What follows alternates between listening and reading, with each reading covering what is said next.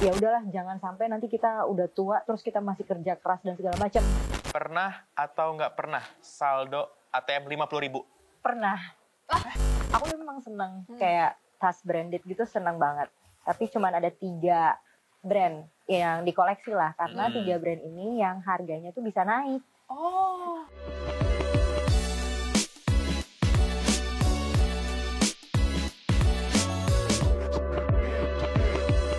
Hai. Waduh Dar, aku hari ini seneng banget. Kenapa tuh Mas? Karena hari ini Moksa punya segmen baru.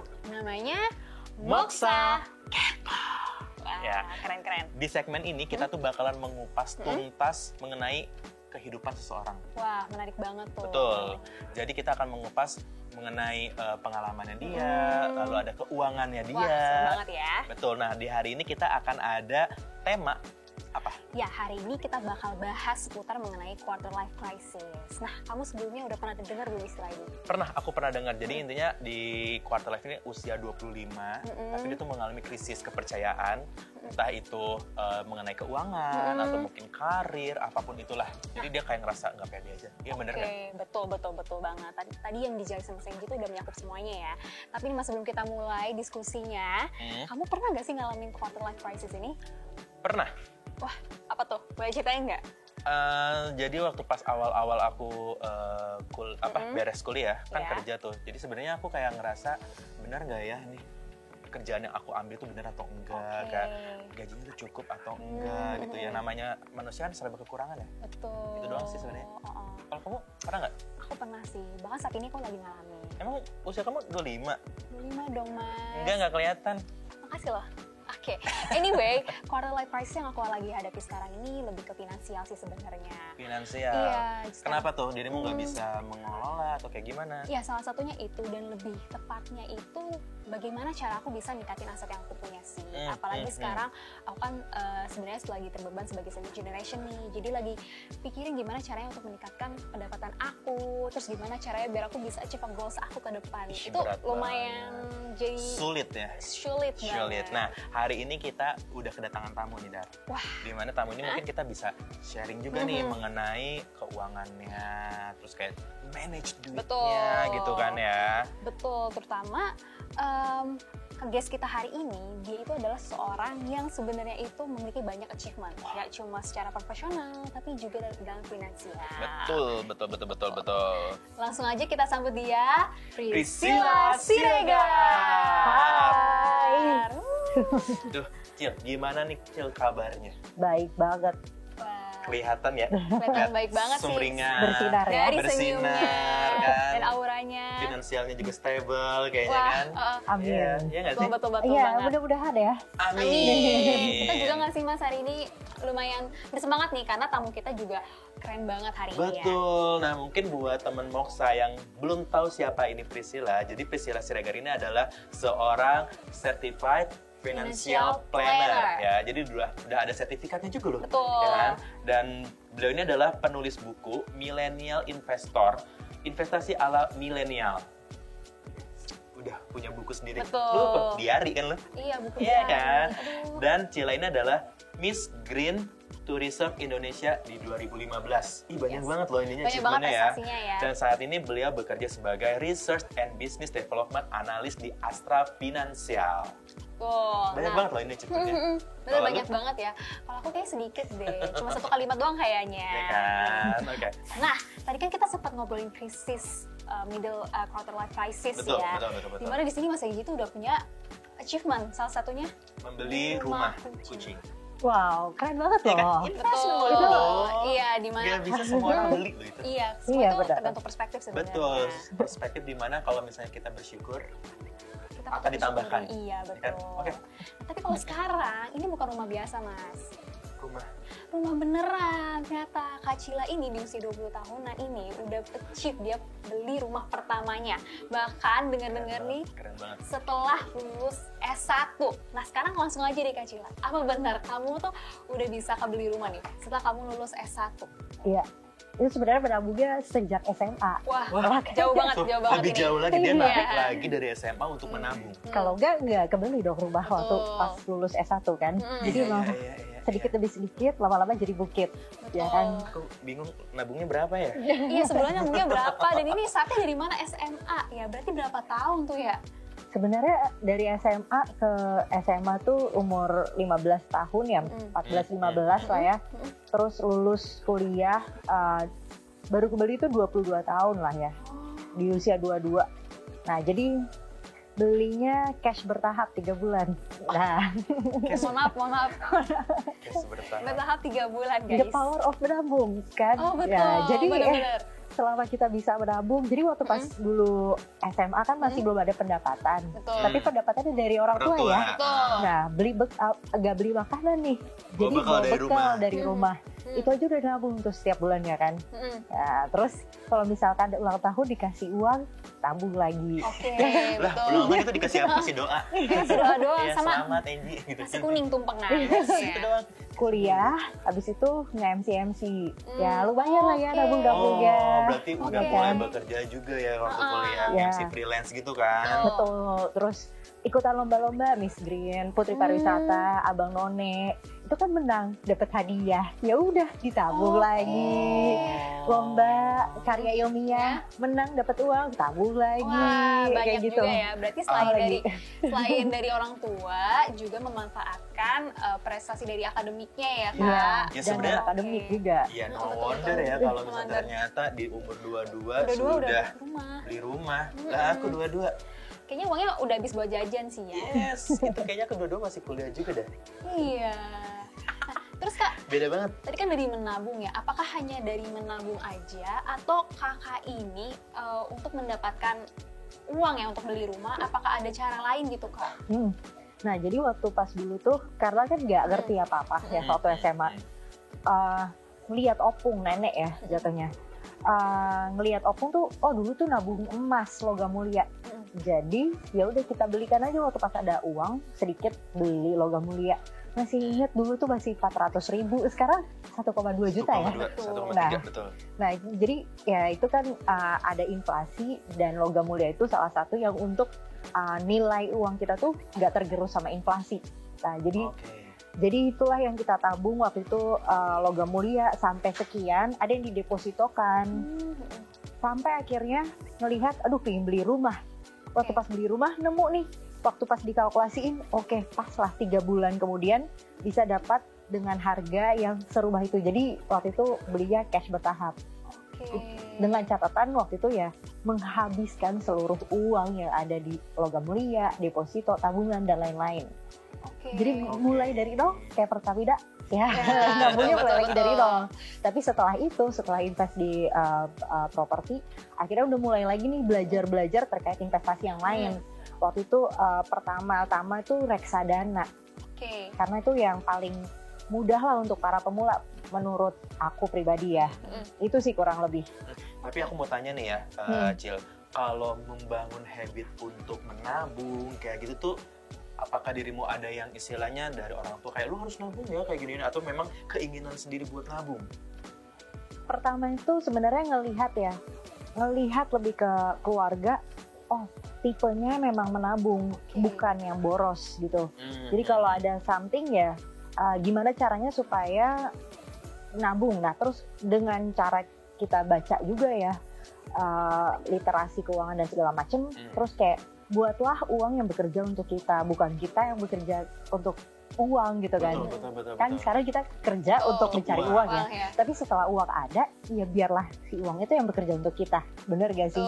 Nah, tapi kan dengan keterbatasan waktu dan keterbatasan waktu itu knowledge yang ada, akhirnya ya udah perlahan-lahan dulu nih. Oke, deposito, logam mulia, deposito, terus reksadana, baru masuk ke obligasi pemerintah yang retail ya, SR, ORI dan segala macem, baru masuk ke saham dan yang lainnya. Jadi sampai waktu itu sempat belajar kripto juga, indeks sama S. Semua kayak semua dipelajarin kan. Terus habis itu kita bisa tahu dong mana yang cocok, mana yang enggak. Betul. Termasuk saham juga kan, ada yang saham jangka panjang, ada yang swing trade, ada yang daily. Nah, itu yang mana tuh kan kita bener-bener trial and error kan. Nah, itulah yang kayak akhirnya kita pilih lah. Oke, kalau dengan kondisi sekarang kuliah sambil kerja, ya nggak mungkin dong harian saham ya jam segini aja Iya. yang lagi market open ya. Betul, Kita lagi kerja gitu kan. Iya. Ya kurang lebih kayak gitu sih. Jadi disesuaikan sama profil risikonya lagi.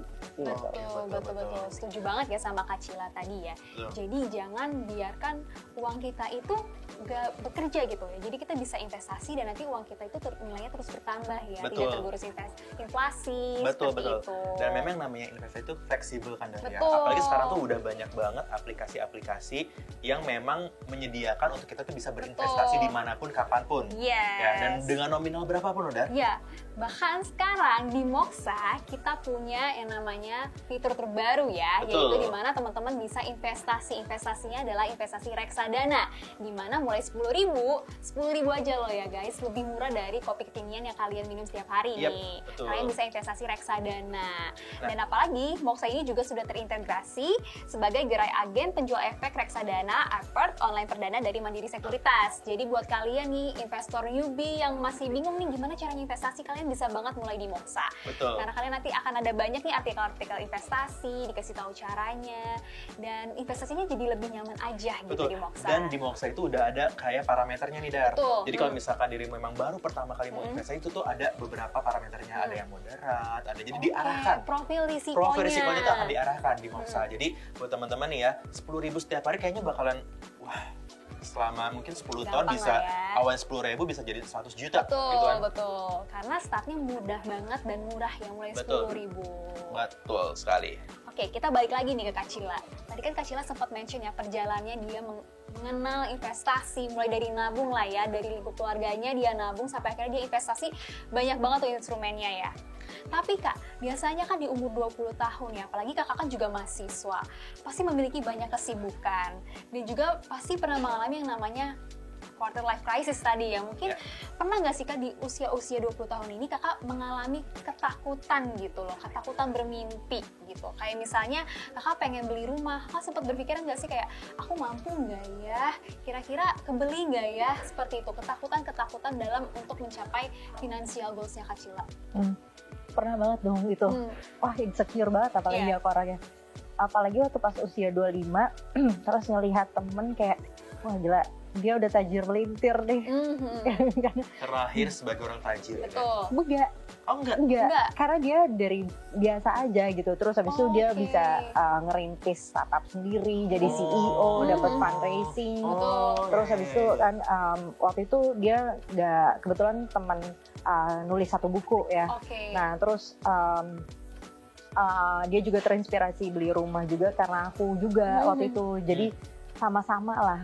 Jadi terus ada temanku juga yang influencer yang udah di endorse banyak banget gitu kayak wah enak banget ya hidup ya, atau enggak yang kayak apa ya orang-orang yang udah di multinational company atau misalkan konsultan yang gajinya udah 4 digit satu tahunnya, kayak enak banget ya, kayak saya kok masih di sini-sini aja gitu ya. Achievementnya karena kebahagiaan saya itu adalah achievement, jadi agak sulit ya. Language achievement ya. Love language achievement, sedangkan kita love language-nya tidur. Iya, rebahan. Makanya kayak begini, beda sama Cila. Jadi yang pasti sudah pernah, tapi balik lagi ya itu diimbangin dengan ya kita memang punya mimpi apa nih, mimpi kita apa. Jangan ya boleh membandingkan diri kita sama orang lain yang di atas, tapi coba lihat yang di bawah banyak juga. Waktu pas di situ, oke, saya bersyukur, tapi di atas masih ada banyak kan. Oke, saya juga harus meningkatkan nih kualitas saya untuk mencapai tujuan saya apa sih? Karena kan selain financial freedom yang satu keluarga itu kayak ya udahlah jangan sampai nanti kita udah tua terus kita masih kerja keras dan segala macam. Boleh berkarya, tapi jangan sampai yang berkaryanya tuh kayak masih ngoyo yang aduh belum bisa ini belum bisa itu gitu. Yang itu udah safety dulu, baru yang safe dulu, baru yang kayak oke, bekerja untuk berkarya nantinya. Karena kan hidup manusia itu di dunia ini hidup pasti punya tujuannya masing-masing. Ada yang belum ketemu tujuannya apa, ada yang sudah kan. Nah, umur 25 tahun tuh kayak kita masih mencari-cari apa sih makna saya hidup di dunia ini? Apa sih tujuan hidup saya? Waktu itu tuh kayak galau banget. Nah, itu kayak ya perlu mencari banyak apa ya, pemikiran orang lain sih. Waktu itu ngobrol sama banyak orang, oh kayak begini. Terus ya ada juga balutan agama Islam juga ya. Jadi hidupnya nggak cuman monoton gini aja sih, tapi ada tujuannya dan step by stepnya, kurang lebih itu. Tapi aku mau tanya nih ya, Cil, kalau untuk mimpi yang dulu pernah, maksudnya gini, dari kecil kan dirimu udah punya mimpi nih ya, berapa atau mungkin sebanyak apa mimpi yang udah pernah diraih selama 25 tahun lah hidup? Udah semua apa belum tuh? Yang udah terchecklist apa aja? Wah, banyak yang belum ya. Misalkan kalau yang gedeannya mungkin udah, tapi kayak misalkan ya punya aset properti udah, tapi kayak aset properti itu kan ada turunan ya, misalkan ya punya lahan strategis 1000 meter persegi belum. Itu salah satu checklist kan ya. Betul. Tapi kalau gedeannya hampir semua sudah. Hampir, tapi masih banyak yang belum ya. Tapi yang perintilan bawahnya tuh masih banyak yang belum lah. Satu pencapaian dia, aku aja kayaknya belum kecapai. Belum kecapai nih, kita masih di jalan di tempat. Iya kan? Tapi balik lagi ya, ngeliat tadi ceritanya Kak Cila, ya jangan melihat kelebihan orang lain itu ya sebagai ya cuma di angan-angan doang ya. Tapi jadi motivasi nggak sih Kak ya? Betul, jadi motivasi buat kita itu, gue harus bisa kayak dia atau mungkin lebih. Iya, kan? betul. Nah, Cil, aku mau tanya juga nih kan, dalam apa ya, meraih mimpi itu kan kita harus konsisten ya. Kita harus konsisten buat istilahnya tuh kayak, oh gue harus capai ini berarti gue harus nabung sekian gitu kan. Nah, pernah nggak sih dirimu ketika di tengah-tengah itu tuh kayak banyak distriknya, misalkan kayak, aku pengen self reward nih, misalkan gue pengen beli ini deh, nanti lagi aja nabungnya. Pernah nggak ngalamin kayak begitu? Pernah, pasti pernah. Contohnya ya sekarang ini self rewardnya itu adalah pingin kurus. Mohon maaf nih ya, karena self rewardnya kurus itu harus suntik kurus, minum obat kurus, itu per bulannya lumayan loh, berapa juta sendiri. Nah itu self rewardku, karena aku pengen investasi. Yang terbaik adalah investasi untuk diri sendiri kan. Betul. Itu termasuk kesehatan juga kan, bisa jadi kan.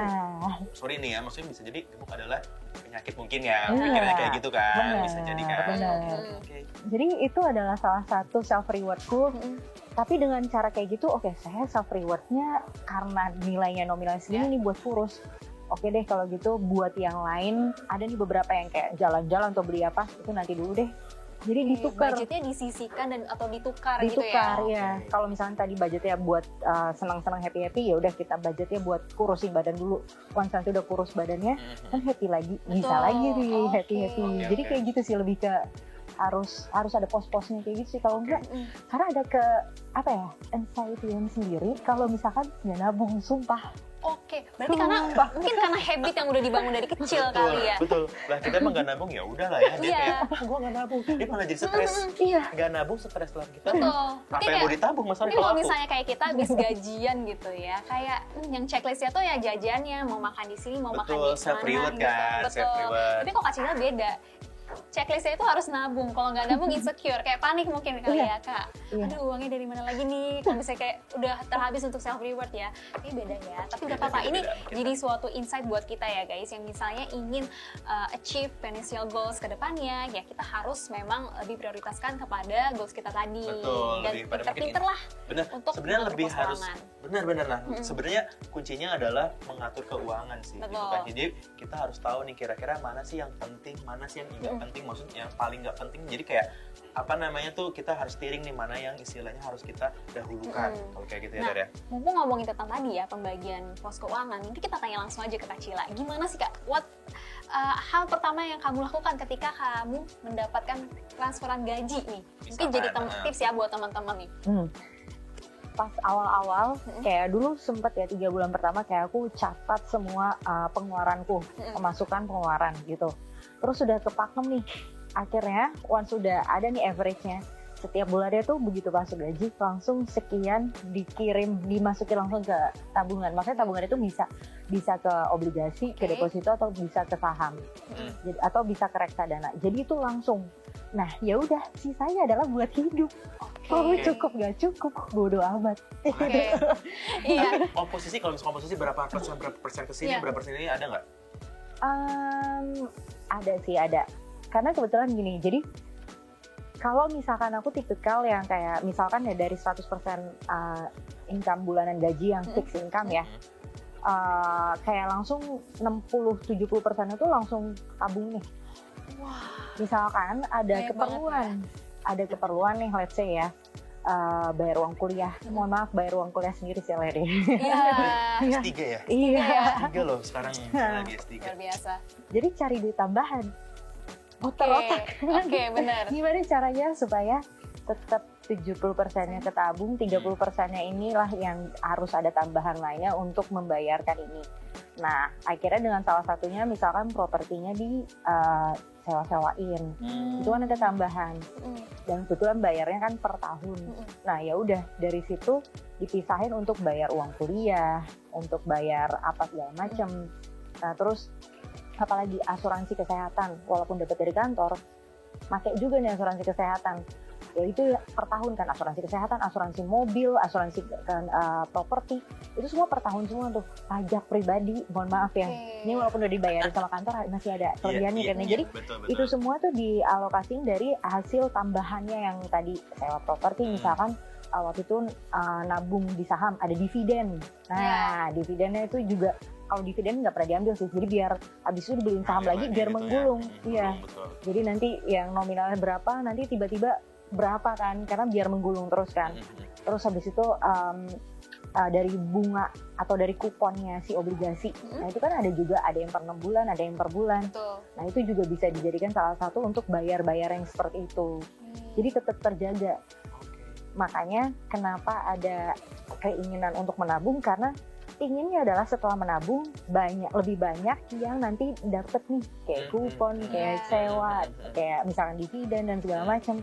Itulah yang akan menambah. Iya, jadi tambahan jadi buat tambahan ini ke ya. depannya. Benar. Itu sih kurang lebih tipsnya ya. Jadi Ilmu baru sih buat aku. diposin di awal ya. Itu Betul. bakalan mulai deh. Iya, mulai Investasi. di bulan depan. Jadi itu pertama harus prioritasin dulu ya untuk tabungan, mulai dari tabungan yang biasa maupun langsung ke investasi.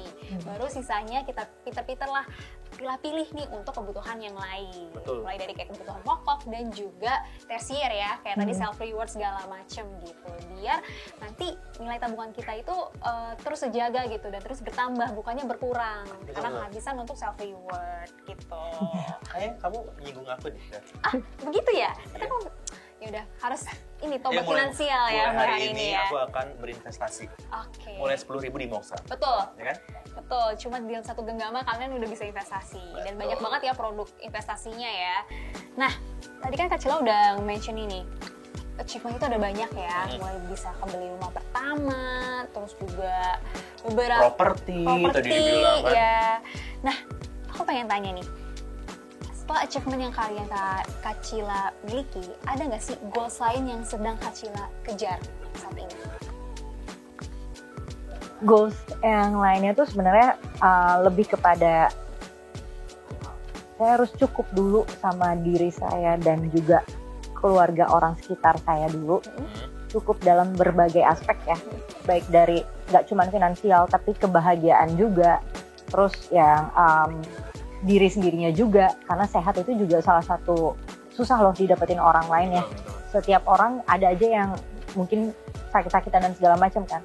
Nah, once itu semua sudah tercukupin, sudah terfulfilled, ingin sih berkarya untuk negara dan sejahtera duluan, inginnya sih orang lain juga bisa sejahtera. Nah, berdampaknya lebih kayak gitu kan, membuat orang lain sejahtera tuh nggak cuma melulu kita kasih uang ya, tapi kan dengan berkarya apapun yang membuat mereka ilmu, kesempatan, terus misalkan membuat mereka supaya bisa mandiri dan menyejahterakan mereka sendiri juga, yang kayak gitu-gitu sih.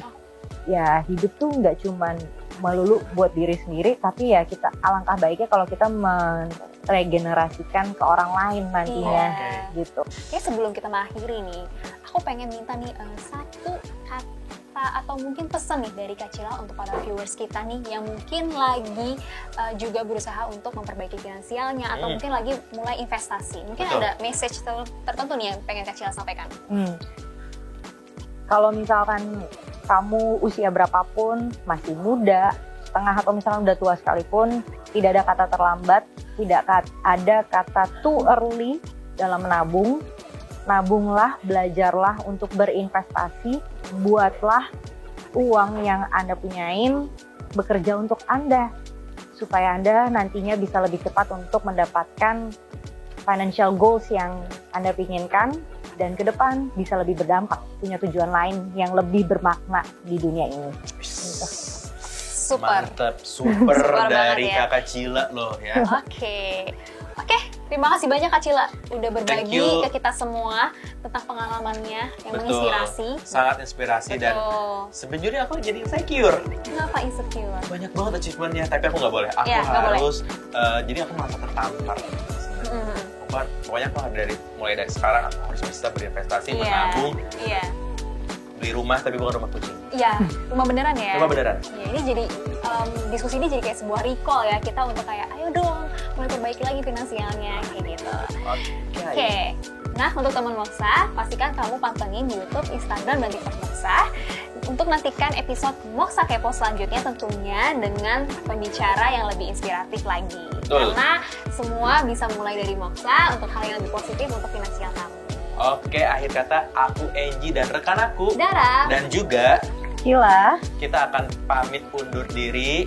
sampai jumpa di Moksa Moksa Kepo selanjutnya. Dah. dah.